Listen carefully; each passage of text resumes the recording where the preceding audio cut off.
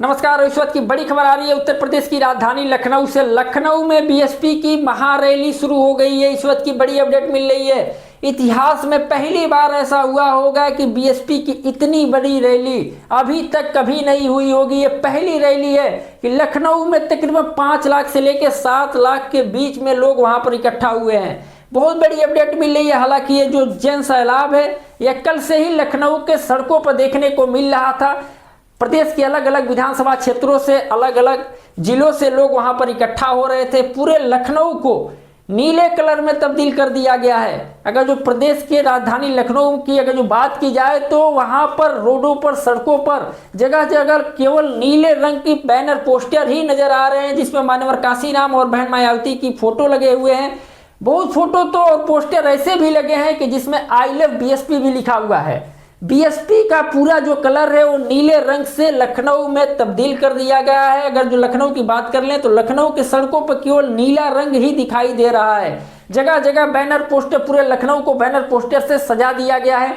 इतिहास में पहली बार ऐसा हो रहा है कि लखनऊ में बीएसपी की इतनी बड़ी रैली होने जा रही है और रैली शुरू भी हो गई है। और प्रदेश के जो बीएसपी के जो कोर वोटर हैं उन लोगों में एक उत्साह है। जब वो लोग कल लखनऊ के सड़कों पर जब उतर रहे थे, बसों से, गाड़ियों से, ट्रेनों से, तो वो लोग जिंदाबाद के नारे लगाते हुए जो पार्क है उधर की तरफ मूव कर रहे थे, जा रहे थे।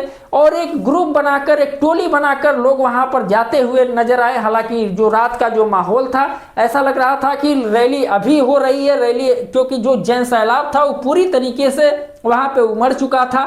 अब जो अपडेट सामने निकल के आई है कि मायावती ने रैली को संबोधन करना शुरू कर दिया है। सभी राजनीतिक पार्टियों को, प्रदेश के अंदर सभी राजनीतिक पार्टियों को अपना शक्ति प्रदर्शन दिखाना चाहती हैं कि अभी भी बीएसपी में दम है, बीएसपी अभी भी दबी नहीं है। हालांकि ये बात सत्य है कि प्रदेश के अंदर अगर जो आज की बात की जाए तो बीएसपी का जो वोट ग्राफ है पूरी तरीके से गिर चुका है। हर इलेक्शन में बीएसपी का वोट ग्राफ गिरता हुआ नजर आ रहा है। उत्तर प्रदेश की अगर जो बात कर ली जाए तो उत्तर प्रदेश में सिर्फ एक विधायक है बीएसपी के। यह एक दुर्भाग्य की बात है कि किसी समय में बीएसपी 4 बार मुख्यमंत्री, मायावती सुप्रीमो, यानी बीएसपी की जो सुप्रीमो है मायावती, वो 4 बार प्रदेश की मुख्यमंत्री बनी। और प्रदेश में उनकी जब सरकार रहती थी तो शासन व्यवस्था इतना टाइट रहता था। जो गुंडे माफिया थे वो प्रदेश छोड़ के भाग जाते थे, प्रदेश को छोड़ देते थे। अगर जो प्रदेश में रहते थे उनको सलाखों के पीछे डाल दिया जाता था। पूरा शासनकाल मायावती का जो था 4 बार वो मुख्यमंत्री बनी और 4 बार उन्होंने एक इतिहास कायम किया कि वैसा शासन, सुशासन व्यवस्था को लेकर पूरी तरीके से एक्टिव नजर आती थी। और वो जो उनका शासन था, उनके शासनकाल में जो अधिकारी थे वो थर थर कांपते थे। बहन मायावती की जब सरकार आती थी तो जो अधिकारी थे वो थर थर कांपते थे ताकि कोई गलतियां ना हो जाए। क्योंकि बहन मायावती का जो शासनकाल था वो इतना सख्त था।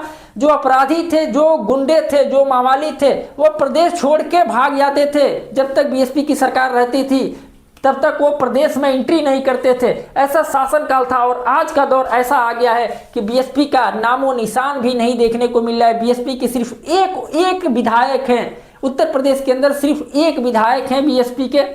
लेकिन अब बीएसपी ने पूरी तरीके से अपना मन बना लिया है कि 2027 के विधानसभा चुनाव पूरी मजबूती के साथ लड़ा जाएगा। और जो उमस है, जो भीड़ है, जो आज लखनऊ के सड़कों पर जो दिखाई दे रही है, जो उन लोगों में एक उत्साह है कि बीएसपी को 2027 में सत्ता में लाने के लिए।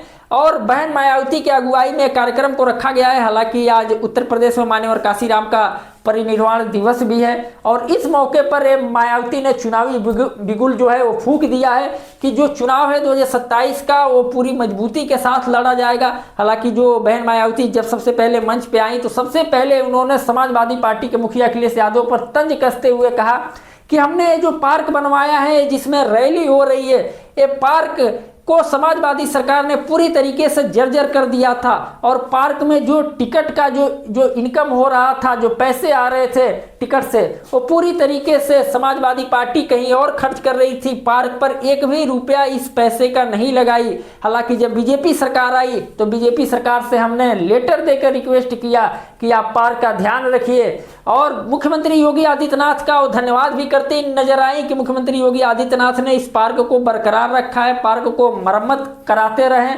और जो भी इस पार्क से पैसे, जो टिकट का जो इकट्ठा हुआ, उसको मुख्यमंत्री योगी आदित्यनाथ ने कहीं और खर्च नहीं किया, बल्कि पूरी पैसा इस पार्क पे खर्च किया। पूरी तरीके से योगी आदित्यनाथ का धन्यवाद करती हुई नजर आई। लेकिन वही समाजवादी पार्टी के मुखिया अखिलेश यादव पर पूरी तरीके से तंज कसती हुई नजर आई। अब देखना है कि 27 के चुनाव के लिए क्या बहन मायावती पूरी तरीके से सक्रिय होकर विधानसभा चुनाव लड़ेंगी। हालांकि बिहार में विधानसभा चुनाव होने जा रहा है, वहां पर भी बीएसपी पूरी दमखम के साथ आकाश आनंद के नेतृत्व में चुनाव लड़ने जा रही है। लेकिन उत्तर प्रदेश में सत्ता में आने के लिए बीएसपी एक बार फिर अपना मन बना ली है कि बीएसपी फिर एक बार सत्ता में आने जा रही है। वहां जो बीएसपी के जो कोर वोटर हैं उन लोग का यही कहना है कि इस बार बीएसपी को किसी भी तरह सत्ता में लाया जाएगा। हालांकि जो बीएसपी के जो कोर वोटर थे, जब बीएसपी का ग्राफ डाउन हो गया तो बीएसपी के जो कोर वोटर थे वो कहीं समाजवादी पार्टी तो कहीं कांग्रेस पार्टी तो कहीं बीजेपी में शामिल हो गए थे। लेकिन अब वही जो कार्यकर्ता हैं, जो पार्टी के जो कोर वोटर हैं, अब वही लखनऊ पहुंचकर मायावती के साथ एक हुंकार भर रहे हैं कि आने वाले विधानसभा चुनाव में बीएसपी की सरकार लाएंगे। इस पे आप लोगों की क्या राय है? आप लोग अपनी राय जरूर कमेंट में बताइएगा। क्या 2027 में बीएसपी मजबूती के साथ चुनाव लड़ेगी? क्या कुछ कर पाएगी 27 के चुनाव में? आप लोग अपनी राय जरूर कमेंट में बताएं।